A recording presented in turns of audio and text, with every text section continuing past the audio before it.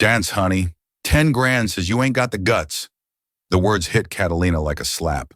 Reese Coington, Wall Street shark, thought he could buy anything. Even her. Rage simmered, hot and sharp. But Nico, her little brother, needed experimental treatment. Desperation warred with pride.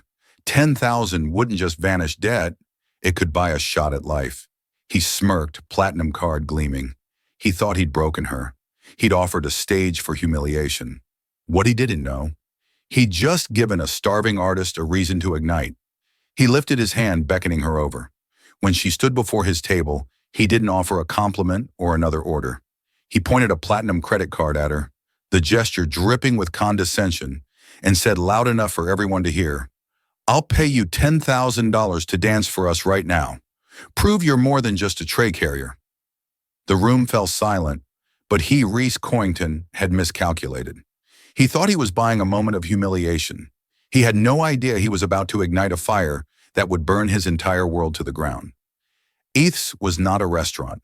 It was a statement perched on the 65th floor of a skyscraper overlooking Central Park.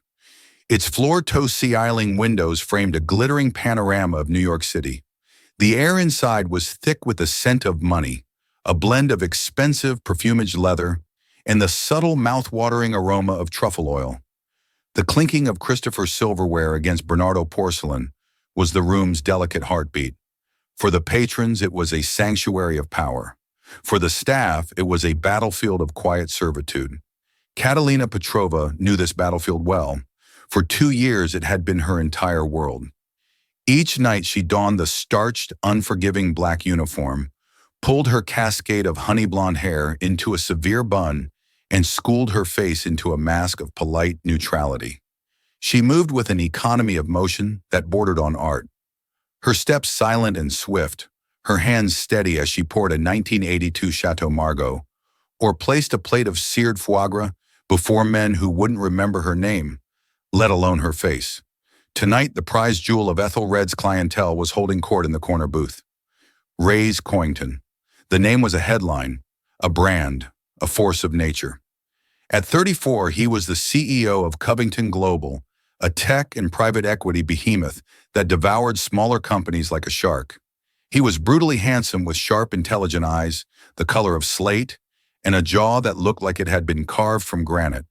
He wore a custom Tom Ford suit as if it were a second skin, a Patek Philippe watch gleaming discreetly on his wrist. Catalina had served his table 3 times tonight.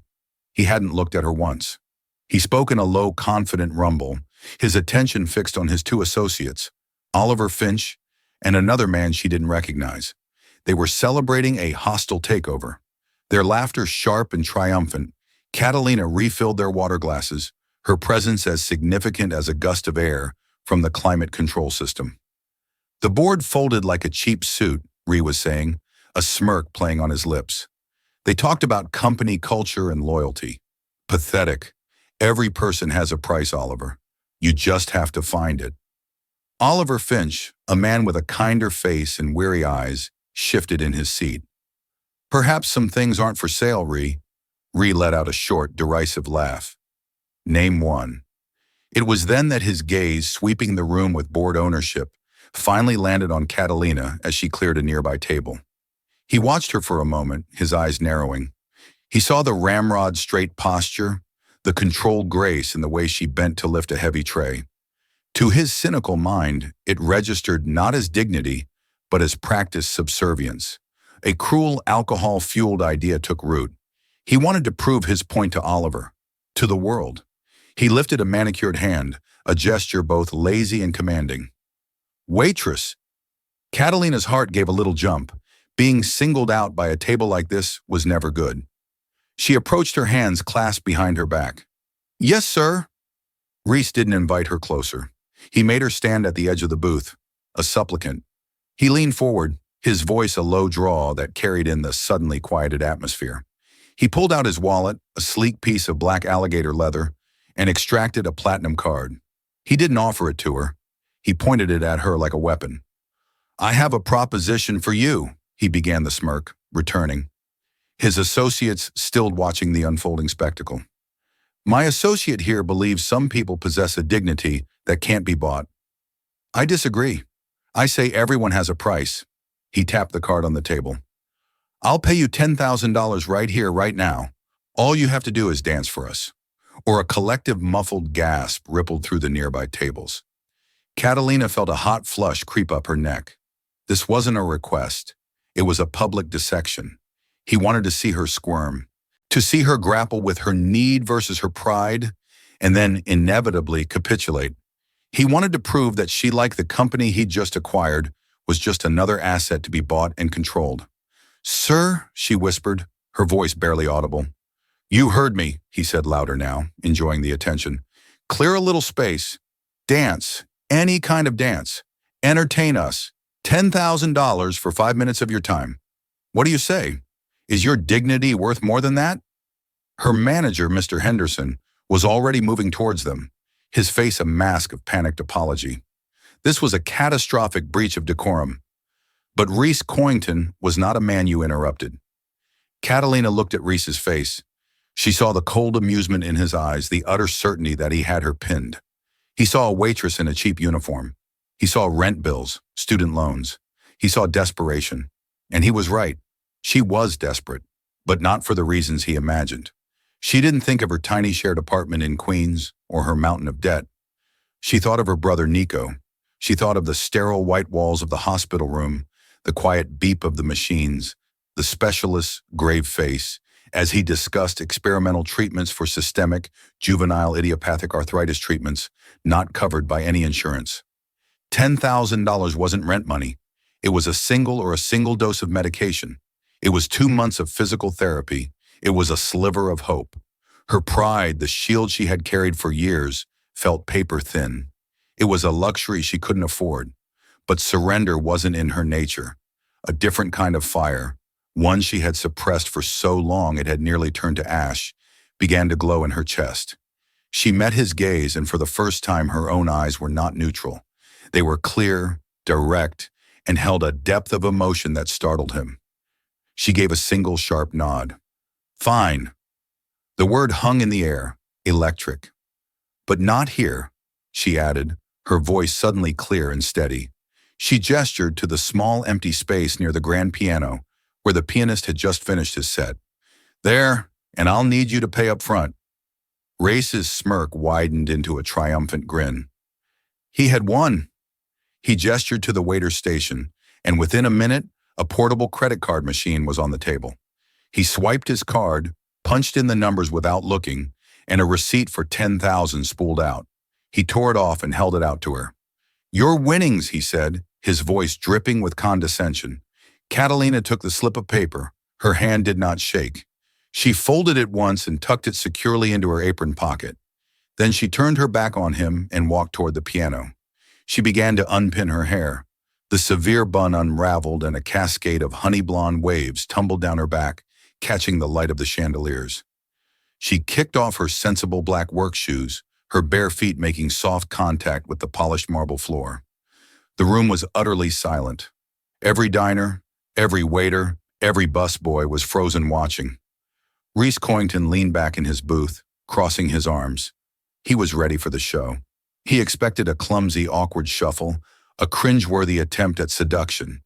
He was about to get the shock of his life. Catalina stood in the small circle of light by the grand piano. The city lights of Manhattan blazed behind her, a silent, glittering audience. She closed her eyes for a single, centering breath. In that moment, she was no longer Catalina Petrova, the waitress. The starched uniform felt like a costume, and the opulent restaurant faded away, replaced by the scent of rosin and worn wooden floors of a studio she hadn't seen in 5 years. She could hear the voice of her old ballet mastery, a stern Russian immigrant who saw the fire in her soul. "Do not dance the steps, Catalina," he would say, his voice a growly rumble. "Dance the story. Let it bleed from you." She opened her eyes. The story tonight was one of fury and grief. She began without music. The first movement was slow, almost hesitant. She raised her arms, not in a graceful arc, but as if pushing against an immense weight. Her fingers trembled, then curled into fists.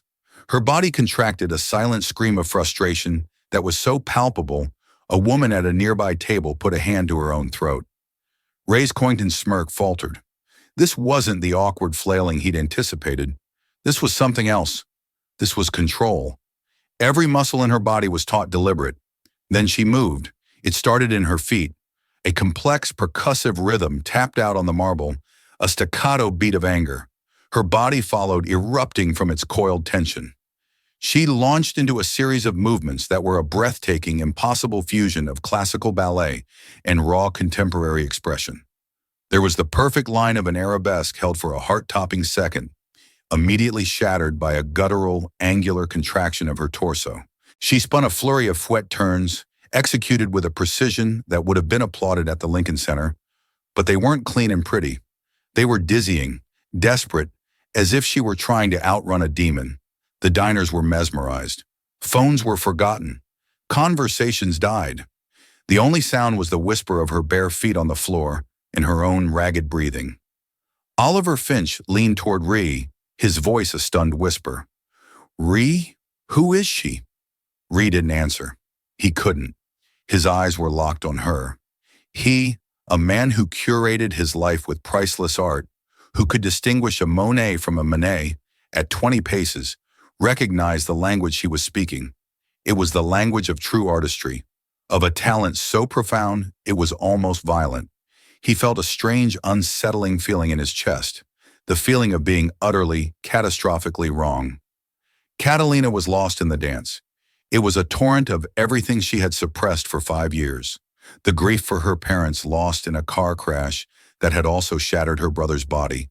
The rage at the universe for stealing her dream, forcing her to trade her point shoes for a serving tray. The fierce, desperate love for Nico that fueled every grueling shift, every sacrifice. She danced the pain of watching her own muscles atrophy while her brother fought to regain the use of his. She danced the humiliation of begging doctors for payment plans. She danced the despair of lonely nights, wondering if this was all her life would ever be. Her movements were sharp, precise, filled with a sorrow that was achingly beautiful. A grand jeter was not a leap of joy, but a frantic, desperate reach for something just out of grasp. Her arms, which had carried trays of champagne, now carved through the air, telling a story of loss and resilience. For the finale, she slowed. She sank to the floor, her body folding in on itself until she was a crumpled heap on the marble. Her shoulders shook with silent sobs.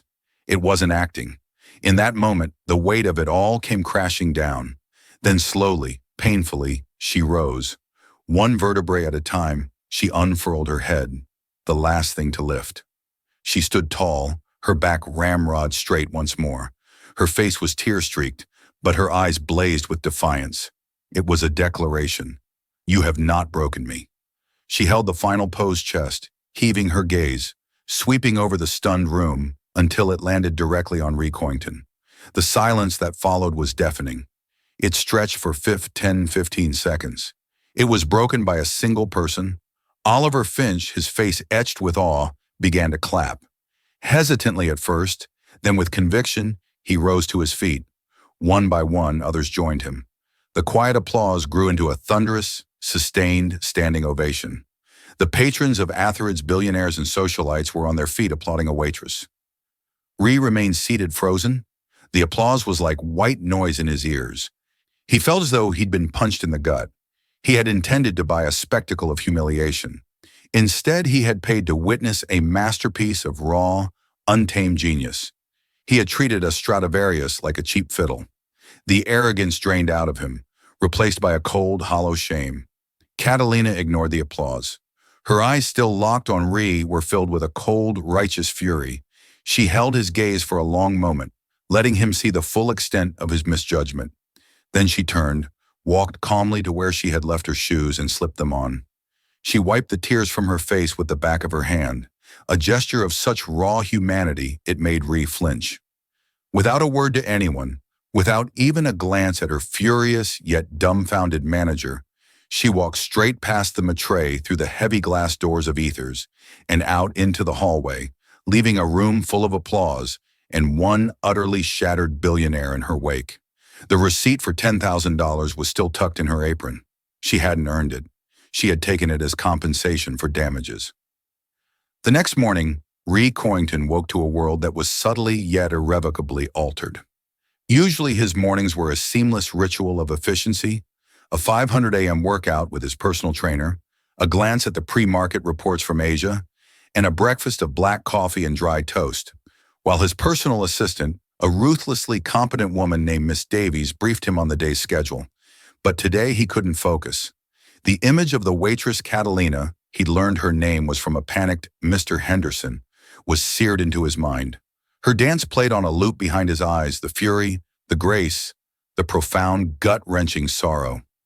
It had been more honest and real than anything he had experienced in years. His world was one of contracts, algorithms, and calculated risks. It was a world of surfaces, of polite lies and brutal truths hidden behind spreadsheets.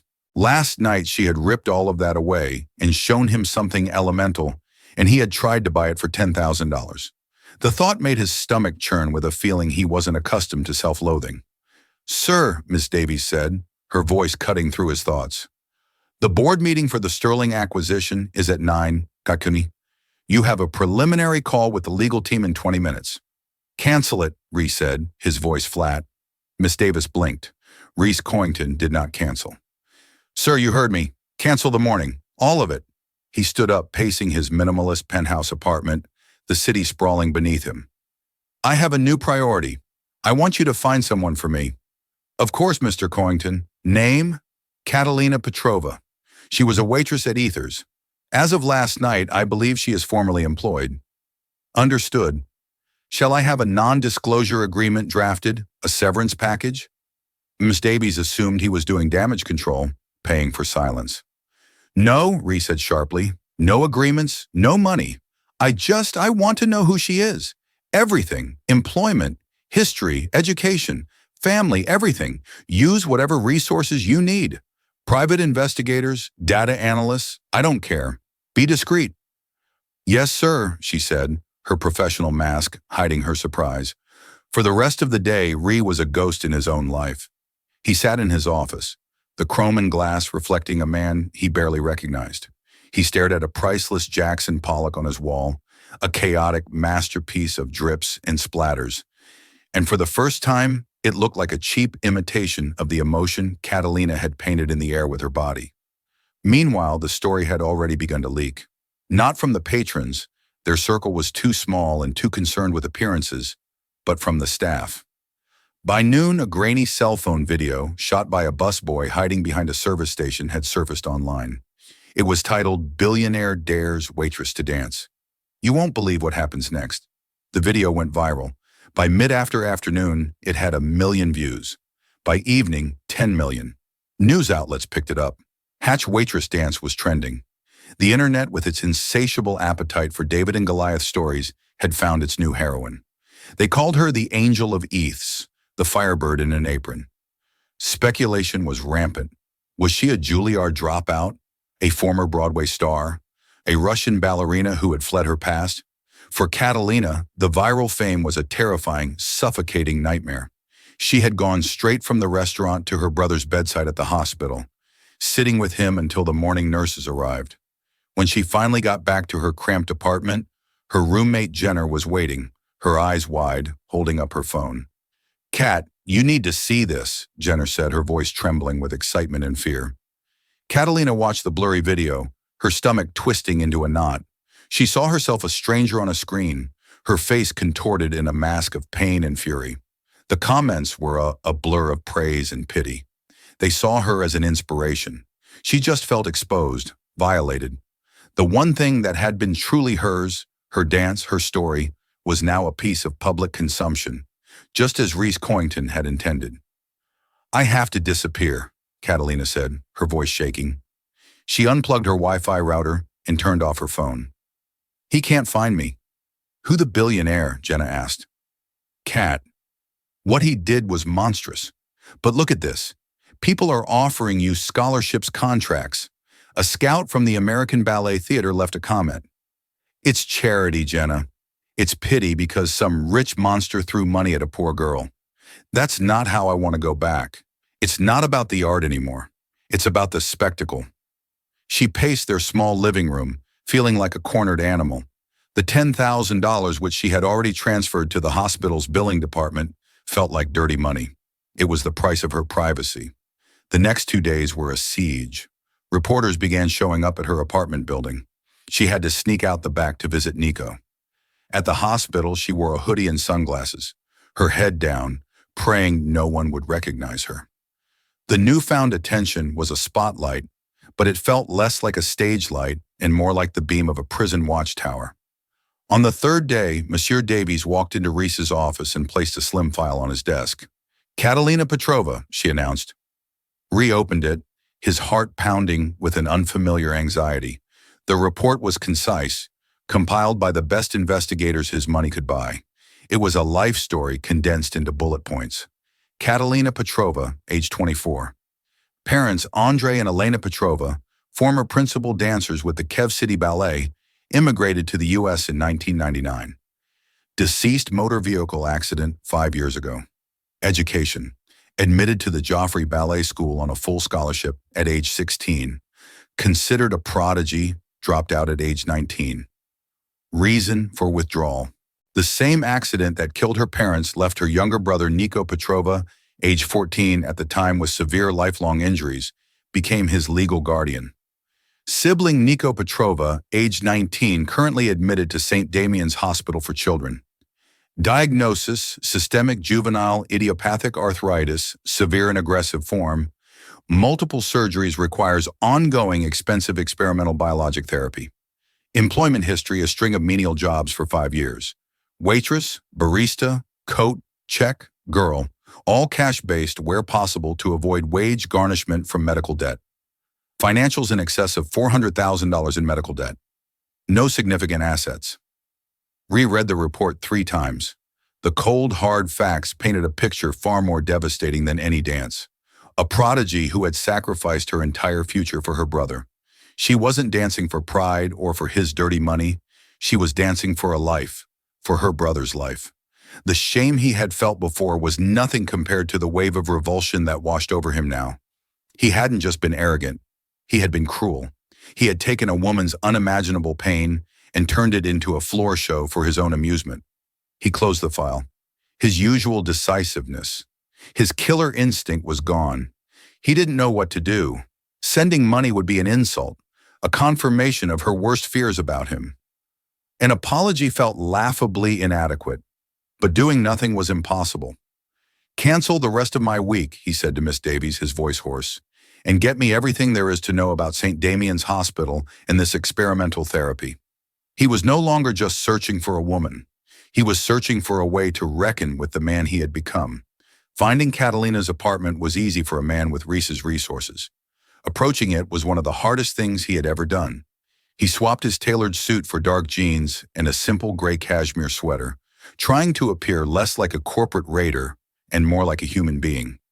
He drove himself, leaving his chauffeur and his Bentley behind, and parked his unremarkable black Audi down the street from her walk-up in Atoria, Queens. The building was old. The brick facade weathered the fire escapes, zigzagging across its face like iron scars. It was a different universe from his glass tower on Park Avenue. He stood on the sidewalk for a full 10 minutes, watching people come and go, trying to find the right words. There were none. He finally buzzed her apartment 4B. There was no answer. He tried again. Nothing. Just as he was about to give up, the main door opened, and a young woman with bright pink hair and a nose ring came out. It was Jenna on her way to work. She recognized him instantly from the news, and her eyes widened in a mixture of fear and hostility. "You," she breathed, planting her feet firmly in the doorway. "You have a lot of nerve coming here. I need to speak with her," Reese said, his voice quiet. "Please, it's important so you can throw more money at her. Humiliate her some more." Jenna shot back, her voice dripping with protective venom. "She's not here, and if she was, she wouldn't want to see you. You turned her life into a circus. Reporters are camped out down the block. Do you have any idea what you've done?" Ray's had the grace to look ashamed. "I know. I made a mistake. A terrible one. I need to apologize." "An apology isn't going to fix this," Jenna said, but his visible contrition had softened her stance slightly. She sighed, a puff of frustrated air. "Look, she's not here. She's probably at the hospital, St. Damian's, with her brother. Now please just leave her alone. She pushed past him and hurried down the street. Reese stood there for a moment, the name of the hospital echoing in his head. It confirmed the file. He got back in his car, his resolve hardening. He wouldn't ambush her at a hospital. That was a sacred space. But he knew where she had to come back to. He would wait. Hours passed. The sun began to set, painting the sky in hues of orange and purple. Reese sat in his car watching apartment 4B's window. He conducted a billion-dollar business from his phone, his texts and emails as sharp and decisive as ever. But his mind was elsewhere. He was thinking about sacrifice, about a talent so bright being extinguished by circumstance. His own life had been a seamless ascent, paved with inherited wealth and sharp-edged ambition. He'd never had to sacrifice anything. Finally, just after 900 p.m., he saw her. She was walking down the street, a small, solitary figure wrapped in an oversized coat. Her hair was hidden under a beanie, her face pale and drawn in the glow of the streetlights. She moved with a weary tension, her eyes scanning the street for reporters. Ree got out of the car. She saw him immediately and froze like a deer caught in headlights. Her hand flew to her coat pocket, clutching her keys like a weapon. Every ounce of exhaustion in her body was instantly replaced by rigid hostility. "What are you doing here?" she asked, her voice cold and flat. "Miss Petrova. Catalina." He began taking a cautious step forward. She took a step back. "I came to apologize." "You came to my home," she corrected him, her voice trembling with barely suppressed rage. "You had me investigated. Don't insult my intelligence on top of everything else." Ree stopped. "Yes, I did. I needed to understand. Understand what," she shot back, her voice rising. "That people like me aren't props for your amusement. That our lives are more than a line item on a balance sheet." "Did your investigators tell you that, Mr. Coington?" "They told me you were a prodigy," he said softly.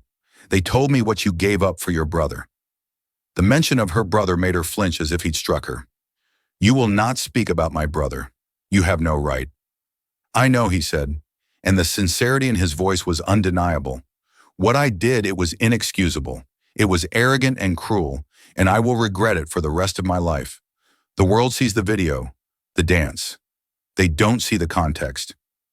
I do, and I am profoundly sorry." Catalina stared at him, her chest tight. She had expected blustering excuses, another offer of money. She had not expected this quiet, soul-deep shame. It disarmed her, but the anger was still there, a shield against the man who had laid her soul bare for the world to see. "Your apology doesn't make the reporters go away," she said, her voice brittle. "It doesn't give me back my privacy. It doesn't change the fact that people now look at me with pity." "I want to help," Ree said, stumbling back into his default mode. "The foundation I run, we could create a grant, a full scholarship to any dance conservatory you choose. We can cover all of Nico's medical expenses, all of them. Just name your price. I'll make this right." It was the worst possible thing he could have said. Catalina's face, which had softened for a moment, hardened into marble. A bitter, mirthless laugh escaped her lips. "Name my price." She repeated the words, dripping with scorn. "You still don't get it. You still think this is a transaction. You think you can throw your money at this ugly thing you created and wash it all away? My life, my brother's health, my talent. It's not for sale, Mr. Coington. It never was." She took a deep breath, her eyes glittering with unshed tears of pure fury. "The $10,000 you paid me, I gave it to the hospital. It bought Nico 2 weeks. That is the only transaction you and I will ever have. Thank you for that, and now I want you to leave, and I never ever want to see you again." She turned on her heel and walked to her building, fumbling with her keys. She didn't look back. Ray stood on the sidewalk, the cold night air biting at his skin. He felt as though she had reached into his chest and squeezed his heart. "It's not for sale." The words echoed in his mind, a final damning judgment. He had come here to fix a problem the way he always did with money, power, and influence. And he had failed spectacularly. He had thought the dance was her story. He was wrong. The dance was just the prologue. Her real story was one of integrity, and he had just discovered that it was the one currency he didn't possess and couldn't buy. As he walked back to his car, he knew that a simple apology and a blank check wouldn't be enough. To make this right, he would have to change the very rules of the game he thought he had mastered. Reese Coington did not become a billionaire by accepting defeat. Catalina's rejection, as cutting and absolute as it was, didn't deter him. It redefined the objective. The problem wasn't a financial one to be solved, but a moral one to be reconciled. He returned to his world of glass and steel, not with a sense of failure, but with a new singular purpose. His first call was not to his lawyers or bankers, but to Dr. Anjali Sharma, the head of pediatric rheumatology at St. Damian's Hospital. He made the call himself, bypassing Miss Davies. He introduced himself, and after a moment of stunned silence on the other end of the line, he got straight to the point. "I've been made aware of your work with experimental biologic therapies for SJIA." Restated his tone devoid of its usual arrogance, replaced by a focused intensity specifically for a patient named Nico Petrova. Dr. Sharma was cautious. "Patient information is confidential, Mr. Coington. I'm not asking for information. I'm offering to provide fundings," Ree clarified. "I want to underwrite the entire research program, new equipment, more staff, full funding for clinical trials for the next 5 years. And I want to create a patient access fund to cover the costs for any family that cannot afford treatment, starting with the Petrovers anonymously. My name is not to be associated with it in any way. A corporate donation from a Covington Global subsidiary. That's it." The silence on the other end of the line was profound. Dr. Sharma, who spent half her time fighting for grants and begging for donations, was speechless. The sum Ree was proposing was enough to change the lives of hundreds of children. "Mr. Coington, I don't know what to say. This would be transformative." "Just say you'll accept it," Ree said, "and that Nico Petrova will receive the best care on the planet, cost being no object effective immediately." "Yes," Dr. Sharma breathed. "Of course, yes, that was the first piece, the easy piece. The second was more complex. Catalina had rejected his money because it was a handout, a transactional apology. He needed to create an opportunity, not charity. He needed to build a stage, not a gilded cage. He spent the next week in a whirlwind of activity. He leveraged his network not for financial gain, but for artistic consultation. He met with the directors of the American Ballet Theater, the board of the Juilliard School, and choreographers whose names were legends. He wasn't buying talent. He was learning about the world that had been stolen from Catalina. He learned about the brutal toll that dance takes on the body, the short careers, the constant threat of injury that could end a dream in an instant. He learned about the thousands of talented young artists who were one medical bill, one family crisis away from giving it all up. An idea began to form, grand and audacious. It wasn't about one dancer. It was about all of them. Oliver Finch found him late one night in the office, surrounded by blueprints and proposals, not for a skyscraper, but for a different kind of structure. "I thought you'd be halfway to Tokyo for the Nakatomi deal," Oliver said, loosening his tie. "Postponed it," Ree replied, not looking up from a document. "Look at this." He slid a proposal across the vast mahogany desk. The title read, "The Phoenix Initiative." Oliver read it, his eyebrows climbing higher with each page. It was a proposal for a new foundation endowed with a staggering $100 million of Reese's personal fortune. Its mission was twofold. First, to provide full financial and medical support for promising young dancers and performing artists whose careers were threatened by injury or personal crisis. Second, to build a state-of-the-art performance and rehabilitation center, a place where art and healing could coexist. "My God, Ree," Oliver whispered. This is incredible. What brought this on?" "You said some things aren't for sale," Ree said, finally looking up. His eyes were tired but clear, filled with a resolve Oliver hadn't seen before. "You were right. But that doesn't mean they can't be supported, nurtured. This isn't charity. It's an investment in human potential." He was building a world where someone like Catalina wouldn't have to choose between her brother's life and her own. While Ree was building his quiet revolution, Catalina was fighting a war of attrition. A few days after their encounter, she received a call from Dr. Sharma. "Catalina, I have some wonderful news," the doctor said, her voice buoyant with a joy Catalina hadn't heard in years. "A new corporate grant has just come through. It's specifically for our SJIA research and patient support. The long and short of it is this. Nico's entire treatment plan from today until he is in full remission is completely covered, all of it. Catalina sank into a chair. The phone pressed hard against her ear. She was crying silent tears of overwhelming relief rolling down her cheeks. For 5 years, she had been carrying a mountain on her back, and in a single phone call, it had vanished. She didn't question where it came from. In a city of immense wealth, anonymous corporate philanthropy wasn't unheard of. She accepted it as a miracle, a long overdue moment of grace from a universe that had been relentlessly cruel. The weight of financial desperation lifted, but the weight of her squandered talent remained. The viral video had died down, but its ghost lingered. She'd had offers, of course, from dance companies and choreographers, but they all felt tainted by the spectacle. They saw the story, not the artist. She ignored them all. But something had shifted in her. With Nico's future secure, a tiny, fragile seed of her own future began to germinate in the barren soil of her life.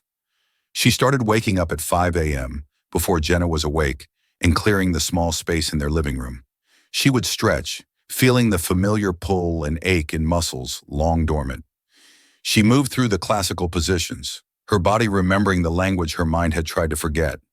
It was clumsy at first, her balance was off, her endurance gone, but the muscle memory was there, buried deep. Each day she reclaimed a small piece of herself. One afternoon, a new player entered the game. Ree was in a meeting reviewing the short list for the Phoenix Initiative's executive director when his phone buzzed. It was a name from the file he'd had compiled on Catalina. Here's Bianca Dubois. Bianca had been Catalina's chief rival at the Joffrey School. The report had described her as intensely competitive and noted several instances of professional jealousy. She was now a rising soloist with a prestigious contemporary dance company in New York. Ree, in his deep dive, had seen her name on the program for an upcoming gala at the Lincoln Center, a gala he was now a primary sponsor of. He took the call. Mr. Coington, Bianca's voice was smooth as silk, laced with ambition. I heard about your incredible new initiative. I think it's simply visionary. I was a contemporary of Catalina Petrova at Joffrey, you know. I'm aware, Ree said, his voice neutral. She was always dramatic. Bianca continued, a subtle barb in her tone. Such a shame what happened, but seeing that video, it brought it all back. I'm performing at the Lincoln Center Gala next month, the one you're sponsoring. I was hoping we could meet. Perhaps I could offer some insight for your foundation, from one artist to another. Ree felt a cold prickle of unease. He recognized her type immediately. She was an opportunist cloaked in the guise of an artist. She saw his money and influence as a ladder, but she was also a direct link to Catalina's past. I'll be at the gala, Ree said, his voice clipped. We can speak then.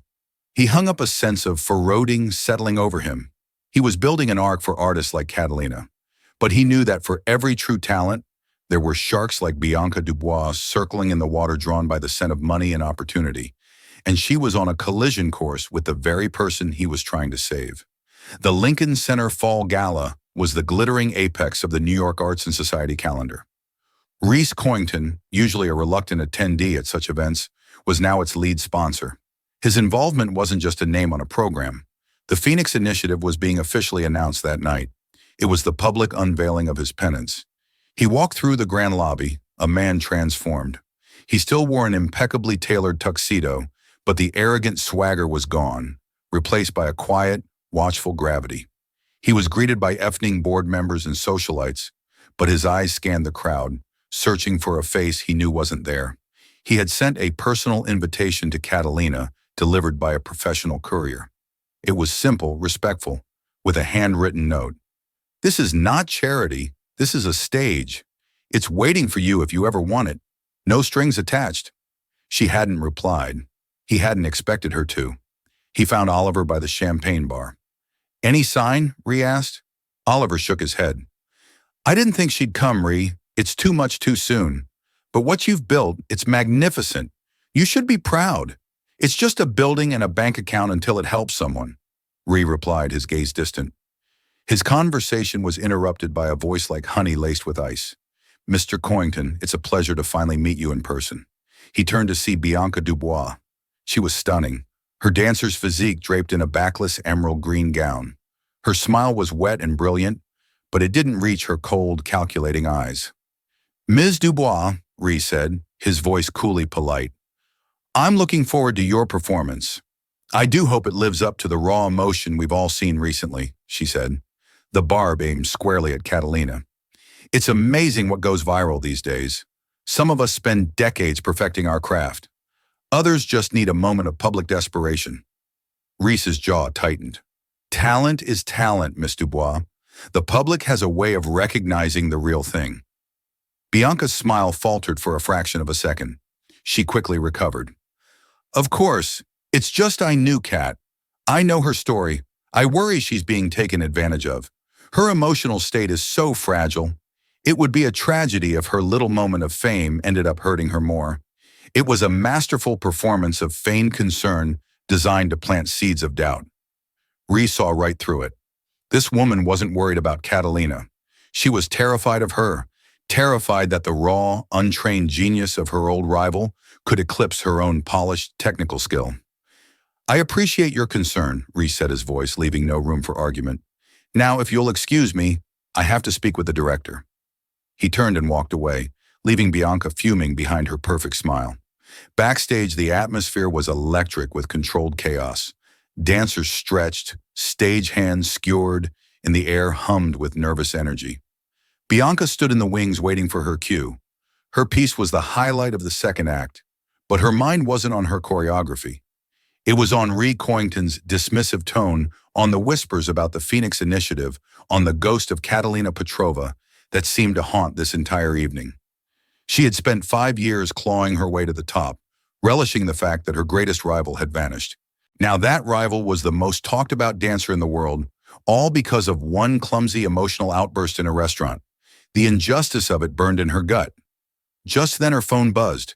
It was a text from a journalist she kept on a short leash, a gossip columnist at a tabloid. Anything on the mystery waitress? The buzz is, she's here tonight. An idea venomous and brilliant sparked in Bianca's mind. She typed a quick reply. Source says Coington brought her making a scene, trying to leverage her 15 minutes of fame. She's emotionally unstable. He's taking advantage. It was a lie, but a plausible one. It painted Rhys as a predator and Catalina as a pathetic, unstable victim. It cheapened her talent, reducing it to a side effect of a breakdown. It was perfect. She sent a cruel smile gracing her lips.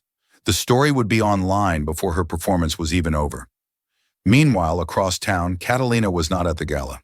She was in a small rented dance studio in Brooklyn, the kind with scuffed floors and mirrors that had seen better days. It was the first time she had set foot in a proper studio in 5 years. The $100 for a 2-hour rental felt like an indulgence, but one her soul desperately needed. She wore old leggings and a faded t-shirt, her body ached, but it was a good ache. The music from her phone's small speaker filled the room. It wasn't a grand symphony, but a simple melancholic piece for cello. And she danced. She wasn't dancing for an audience or for a billionaire's dare. She was dancing for herself. She was rediscovering her own lines, testing her strength, finding her balance.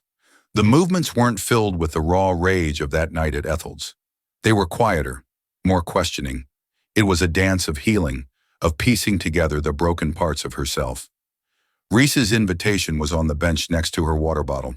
She had read his handwritten note 100 times. A stage. It's waiting for you. A part of her was tempted, but a bigger part was terrified.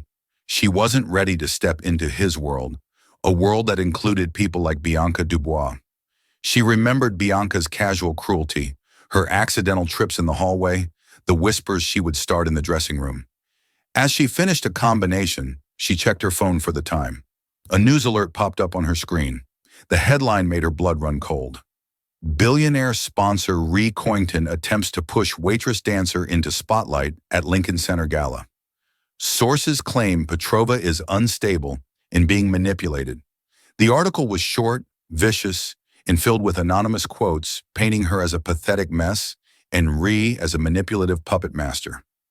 It mentioned Bianca Dubois as a concerned contemporary who worried for Catalina's well-being. Catalina sank to the floor, the phone slipping from her hand. It was happening all over again. Her story, her life was being twisted and sold by others. But this time, it was worse. They were using her to attack Ree, the one person who, in his own clumsy way, was trying to atone. And Bianca, her old nemesis, was pulling the strings.